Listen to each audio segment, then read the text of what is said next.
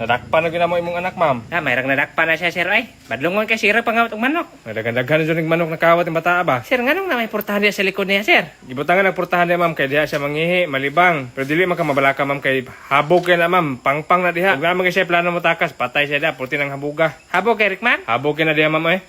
Maayo hinon, sir, kay ron matagam ng bata ba? Kay ug makagawas na, mangawat lang gyapon na. Lagi, ma'am. Sir, pwede ko mohag lang sa kong mama, sir. Bisan last lang, sir. Mohag ka? Sige, ali, dre, Rickmar. Banteng madagan ka kalita, ali, dre. Ablihan na to, ma'am, ha?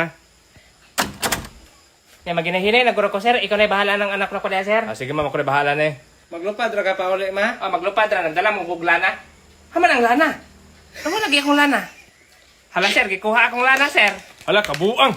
Hala, sir, ug iyan ang mahaplas, sir. Matubuan na siya pako. Malupad yun na siya diya sa likod. Tapos mauli na po na dito sa among barangay. Mangawat na po nagmanok. Hoy, dong! Ayaw pag-ragrad yung Hala, takas. sir, ang gawas na yun na siya, sir. Wa po gagaingon, ma'am, mga wakwakon Kilo ka. mo diha. Unsa po na yung prestuhan na naipurtahan sa likod. Hoy, Rickmar, gara, gira. Wala yun, sir. Lupad yun na siya. Hoy, dong! Babay-babay pang amaw.